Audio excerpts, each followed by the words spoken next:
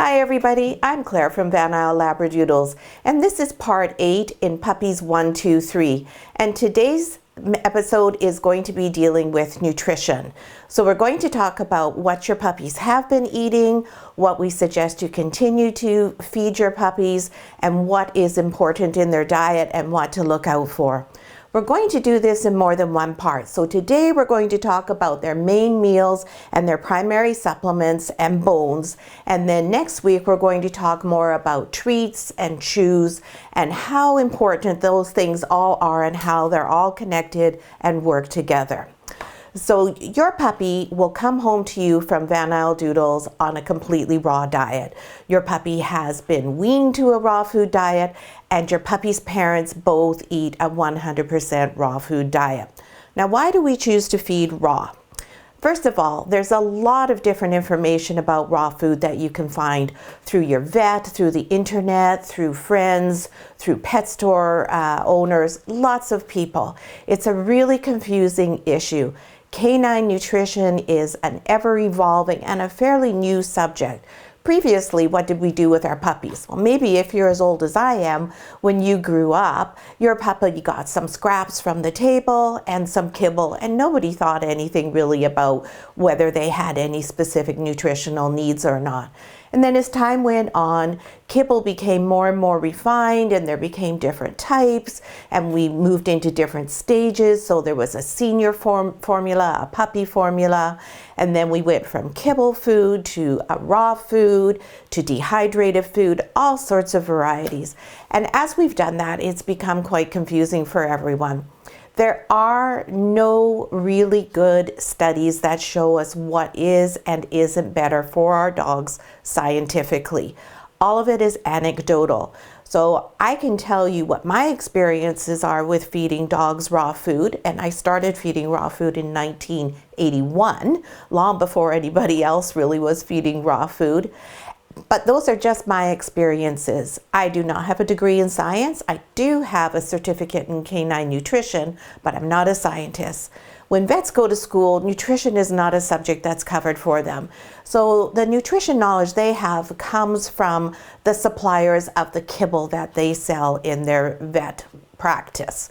So there's not a lot of really good evidentiary proof of anything. So what we're going to do is tell you what works for us, what we've seen with our dogs, and we hope that you'll continue to follow that practice. Now, keeping all of this in mind, many dogs are going to have different requirements. In fact, every dog has a slightly different requirement. And just like people, I don't like to eat liver, and your dog may not like to eat chicken. I don't like pizza, and most people like pizza. Your dog might not like beef, whereas most dogs really enjoy eating beef. So there's always going to be a little bit of room that we have to adjust for each dog. Different brands, some dogs prefer one brand over another. Texture is an important thing for dogs, but more than anything, it's the smell that they respond to. Well, we tend to eat with our eyes before we taste anything. Dogs don't really care what their food looks like. So if it comes out of the package and I'll show you one thing that the puppies just love, and it's actually green, to us it's like, oh yeah, but the puppies think it's great, and adult dogs do as well because they have no idea. They don't even know that it's green in particular.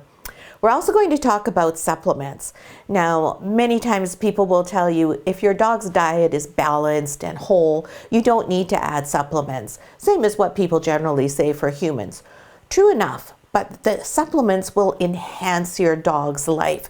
It will make their health even better, and it will make their coat better, their eyes better. And again, anecdotally, we believe that what we give you as suggestions to feed your dog will also help your dog be healthy for a longer period of time. Now, one thing about raw foods that everyone is concerned about is handling it. So all the raw food that we feed our dogs and all the raw food that we offer to you and we recommend to you is all tested, it's all safe, and it's all human grade food. Now, there is a difference between human grade food and human food. We do hope to be bringing in a cooked dog food product, and that food is all made with human food. So it's just like you go to the grocery, you cook it at home, and you feed it to your dog. Human grade food is this sort of food that we have in the dish here.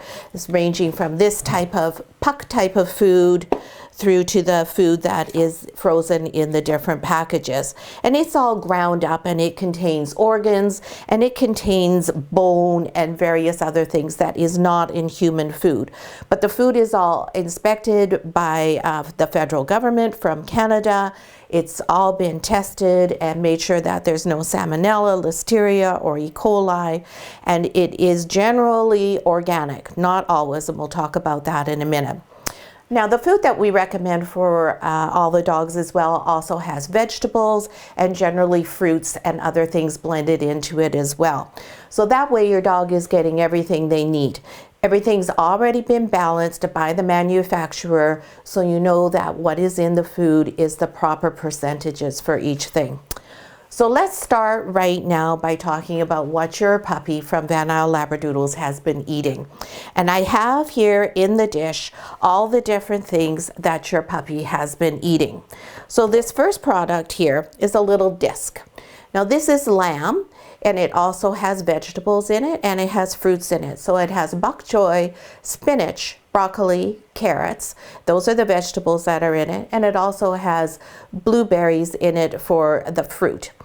Now, this particular product, every type of protein, whether it's lamb, beef, duck, turkey, chicken, it doesn't matter whether it's a red or a white protein, it has calcium in it.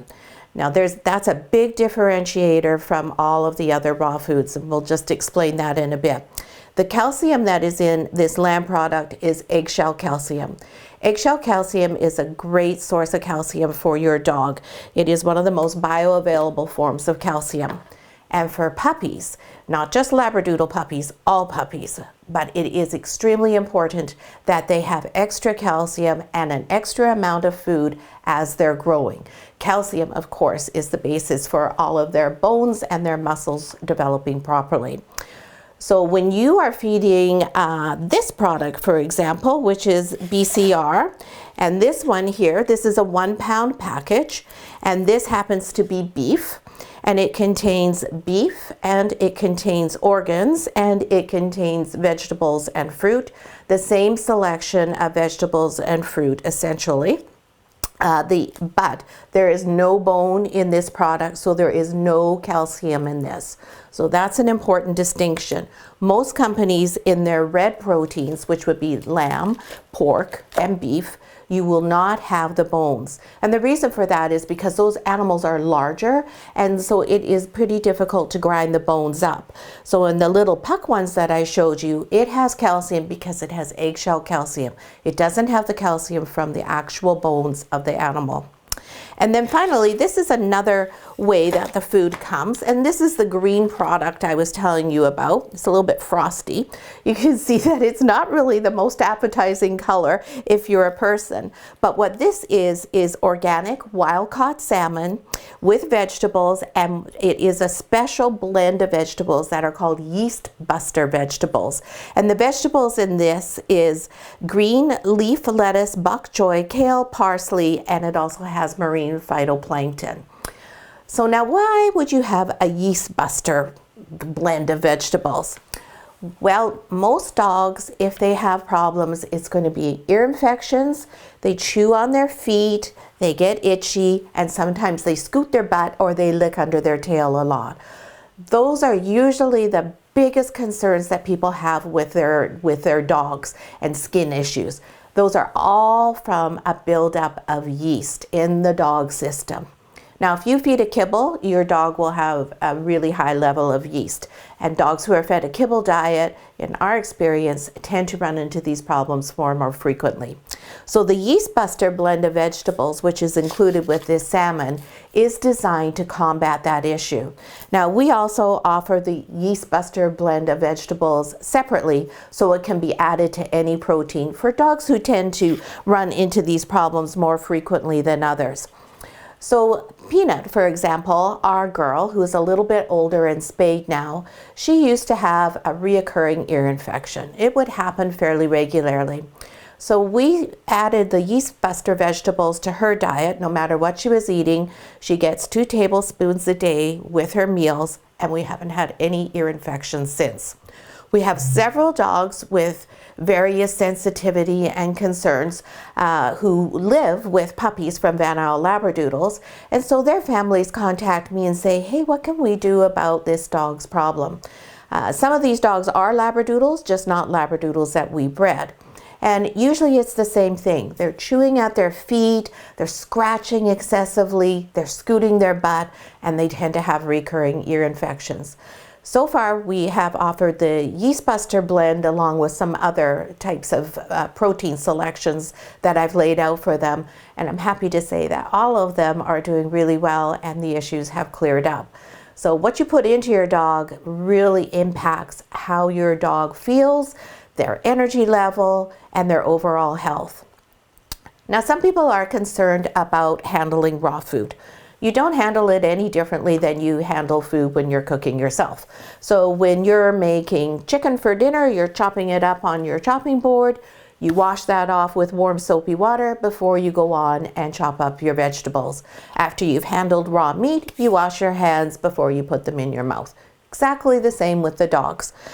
The packages that these come in, such as this one, are really easy just to snip off here. And then what I do is I just hold them up like this. They slide right out into a Tupperware container. I really never have to touch them if I don't wish to. Then I just use a spoon to put them into the dog's dish.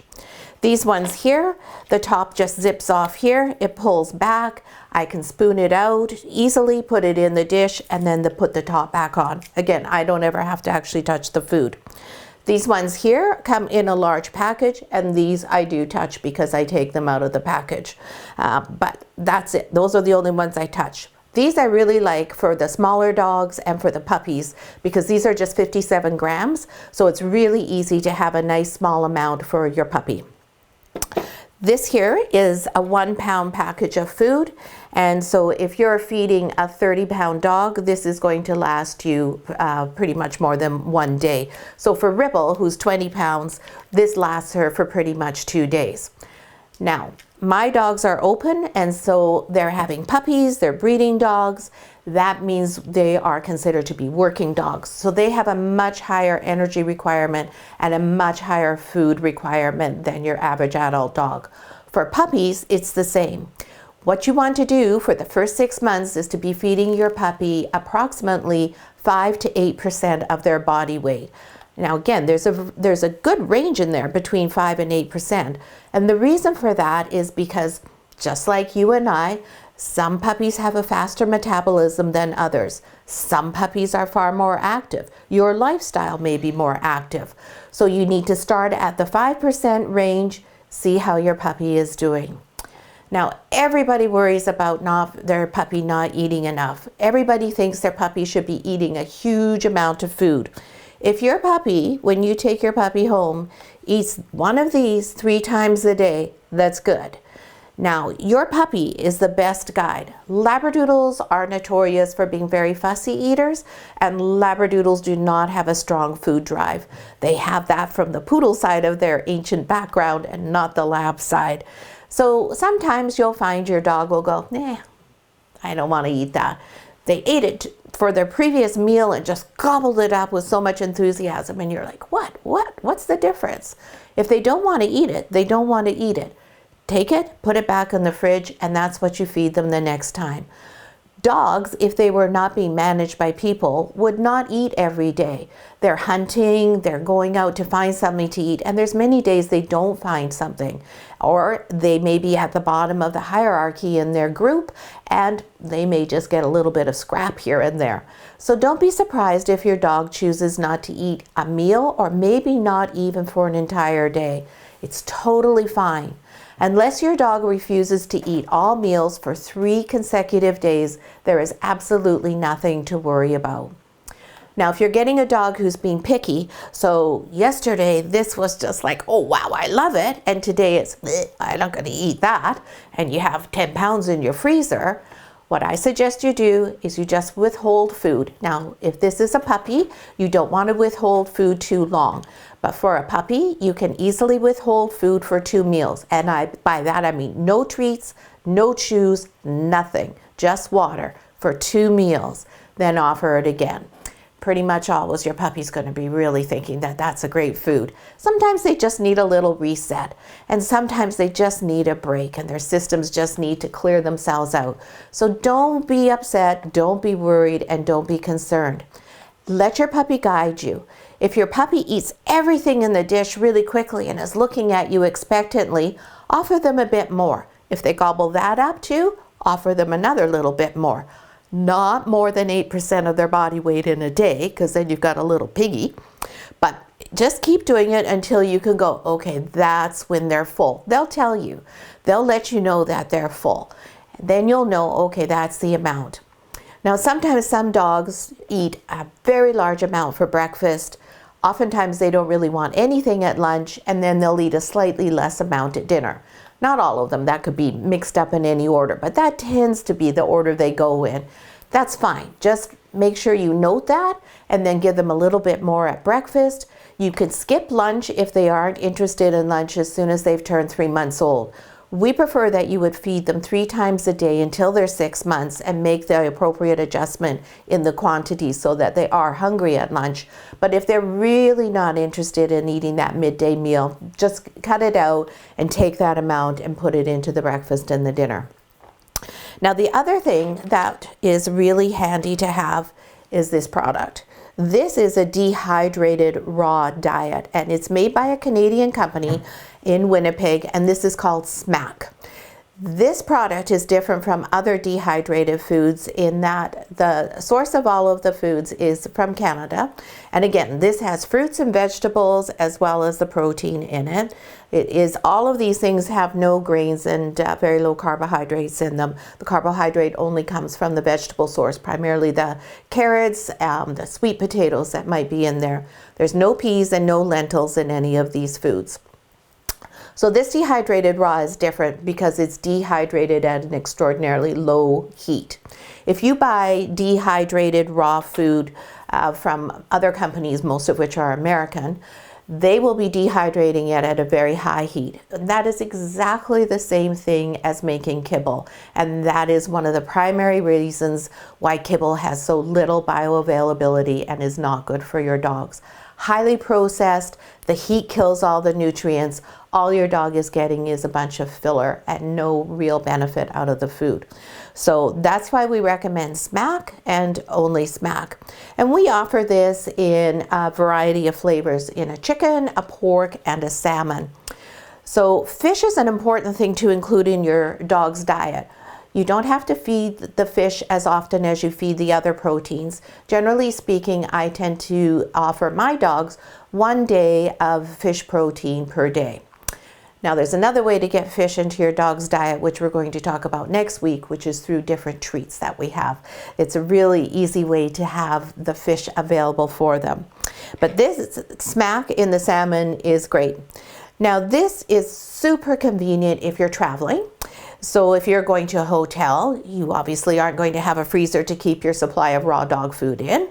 If you have a boat and you go traveling on your boat, or if you go away and someone is looking after your Labradoodle for you, you want to make it as easy as possible. So the dehydrated raw is an awesome choice when you're in those circumstances. It's also really good when they're puppies because it's nice and crispy, but not as crispy as kibble, so it gives them a little bit more of a chew. Now, what I recommend for everybody with the Smack is that you take just a very small amount, so like just 1 piece, and you crumble it up a little bit like this. It easily crumbles, and you just put that over top of their raw food. This way they're always having it in their diet, and it's not a big change to their system if you move them over to Smack full-time because you're away or you have a sitter. And I generally say for every 5th meal, you have 1 meal of Smack. Now, the Smack also makes a terrific training treat because it is so easy to break up. It's small, it's really good for them, and it's a really high value treat. It's easy to keep in your pocket or in a treat pouch as well, and it doesn't smell. So that's terrific. So that's the main part of the frozen raw foods and what they look like, the form that they come in. When you pick your Labradoodle up from Van Isle Doodles, you will receive a handout from us, and we will have all of this information summarized for you along with amounts and suggested amounts, so you'll have that handy. And you can also always come back and watch this video. Now, the other really important thing for your dog is to eat bones. Bones are a huge component of every dog's diet. And for puppies, it's no different. And now, why are bones so important? That's what provides them with excellent dental health. That's nature's toothbrush. And it also has the right thing of calcium.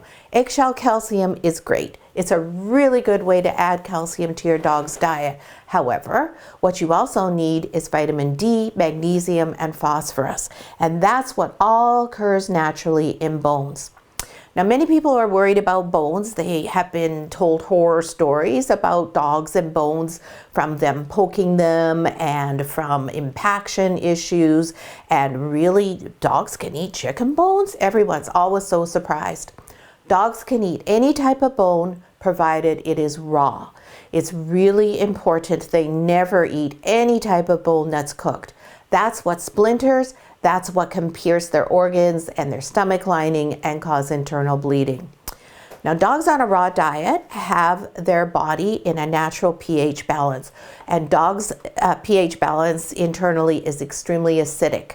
When you feed a dog kibble, it artificially lowers that so they have an alkaline system. Dogs who eat kibble cannot process raw bones effectively because they don't have enough acidity in their system to break the bone down. Dogs who eat raw dog food can eat big pieces of bone like this and swallow it, and the high level of acid will dissolve it without any problem. Now, for puppies, we want to be really careful of a couple of things. First of all, we want to make sure the bone is small enough for them to be able to handle, so they will actually consume the entire bone. And yes, we want them to eat the entire bone, not just the meaty parts. And we also want to be sure that it is one that is appealing to them and isn't so large and hard that it's going to hurt their teeth.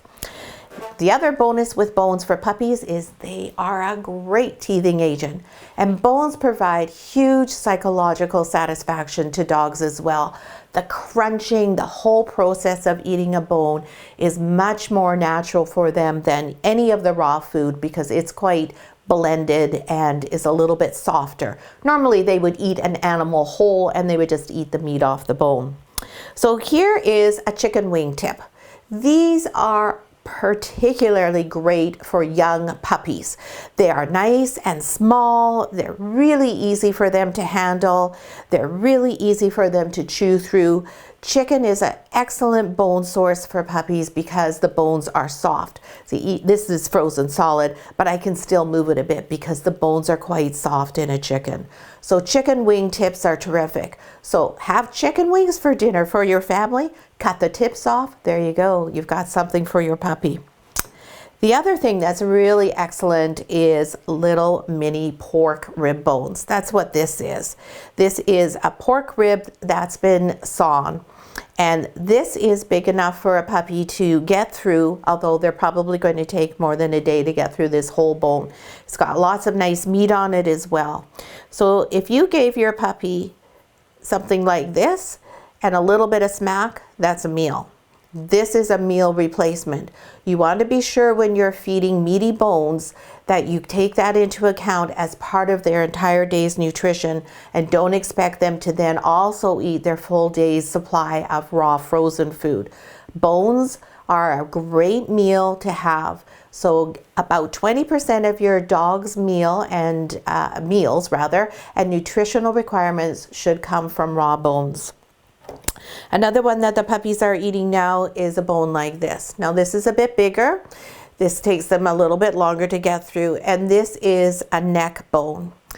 Now we like the neck bones because they're nice and meaty. There's a lot of goodness in here, a smaller amount of the actual bone, a lot more actual meat and fat, which is really good for your dog. However, you want to be very careful about neck bones. Neck bones have the thyroid gland in them, and you do not want to be feeding your dog thyroid glands on a daily basis. You also want to be sure that when you are finding your bones and the source for your bones, that these animals are not medicated, that they don't have any hormones in them, and if possible, that they are organic. And finally, this is a cross-section of a meaty beef bone. Now this bone is a little bit too big for a puppy right now, and you'll see on this bone there is a lot of fat. Meat, bone, bone, fat, which is fine. There's no problem, but this is a bone that you're only going to feed probably once every 3 weeks, because that is a lot of fat. You don't want to be feeding your dog a whole lot of fat. Fat's great, and it's really good for them to have, but just not on a regular basis. So that's pretty much what the bones look like. Now for the supplements, the two things that we recommend to everyone is, first of all, hemp seed oil. Now, a lot of people think that fish oil is something that you should add into your dog's diet, but we don't want to be giving them that, because what happens with fish oil is, first of all, its efficacy is really compromised the moment you even put it in a capsule or into a container. It doesn't matter how careful you are with it, how dark you keep it, the efficacy just goes out the window as soon as it's processed. The other problem is that there's a lot of heavy minerals in our oceans, unfortunately, and the fish oil tends to concentrate those, and it gives your dog too much. You want to give your dog fish, but it's better if you feed your dogs whole fish for part of their meal as opposed to giving them fish oil every day. That way you limit the heavy metal content. And you also want to be feeding them wild salmon primarily. You do not want to be feeding them farmed fish. So the hemp seed oil, this is 100 servings. It's a half a teaspoon a day that your dog gets. It is a fantastic product for allowing them to be able to absorb the nutrients in their food better. It's great for their eyes, wonderful for their coat and their skin. And this also helps with preventing ear infections, chewing on the feet, and so forth. And the other item that we give, and your puppy is already eating all of these things, by the way. They have hemp seed oil every day. And they also have this product here, which is a kelp supplement. Now, the reason we do this is, again, to give them the benefits from the ocean without any of the side effects that we don't want from the ocean. This kelp is all environmentally ethical, it's all safe, and it's really good for them. This too helps with their coat. It also helps with their skin. It tends to improve their immune system, and it's heart healthy as well. And this has 88 servings in it. It's really easy to serve. It comes with its own little scoop, and all you have to do is use the scoop, and it's just 1 scoop per day. And what I do is I do a half a scoop with breakfast and a half a scoop with lunch. And the dogs seem to all quite enjoy it. I do mix it in really well with their food. And then finally, this is Eggshell Calcium. We use this for our lactating girls. This is a great source of calcium, as I mentioned before. It does have a lot of bioavailability, but it does not have the phosphorus, magnesium, and vitamin D. So if you're feeding your dog properly and including the bones, this is not necessary. But if you feel that for some reason you aren't able to provide your dog with those items, then I would suggest adding a source of calcium to their meals, so that as a puppy in particular, you know that they're getting enough calcium. Now, one final thing on calcium. Dogs who eat raw food have very little poop. It's really nice. They have small poops, very little of it, and it virtually doesn't smell at all. It also disintegrates. So if you don't pick it up, or if that's your kid's chore is to pick up the dog poo and it doesn't get done for a few days, you'll find it'll have just disappeared and blown away, unless it's underneath the snow if you happen to live in Alberta. But if you live on the Lower Mainland or Vancouver Island, you will find that it will just either wash away from our winter rains, or it will just completely disintegrate during the heat of the summer. So the poop is going to be a little bit darker than what you might be expecting, so don't be surprised if it is a dark color. But if you see their poop turning to be quite white or gray, that means you're giving them too much calcium. So back off on the bones if you see that happening. It can become really uncomfortable for your pups because they tend to get a little constipated. if you do see that happening or if they're straining, just give them a little teensy bit more of the hemp oil, and you can also give them a little bit of pumpkin in there. Now that's about it for the food today. That's lots of information. You'll probably want to watch the video a couple of times because that's a lot of things to take in, especially if you're not used to feeding your dog a raw food diet. So please, you'll probably have lots of questions. Go ahead and post them in the comments here. All of the items that we've mentioned today, we have available for you through Van Isle Labradoodles, and we will be able to ship it to you if you're living on the Lower Mainland. And of course, if you live on Vancouver Island, we can ship it to you, or you can come and pick it up from us directly. Variety is really important, and that's why we have so many different brands of food. That is a really important consideration. So we'll talk a little bit more about that. We'll talk a bit about organs and other little bits of information next week when we do our episode on treats. So thanks so much for watching, and we'll see you next week with episode 9 of Puppies 1, 2, 3.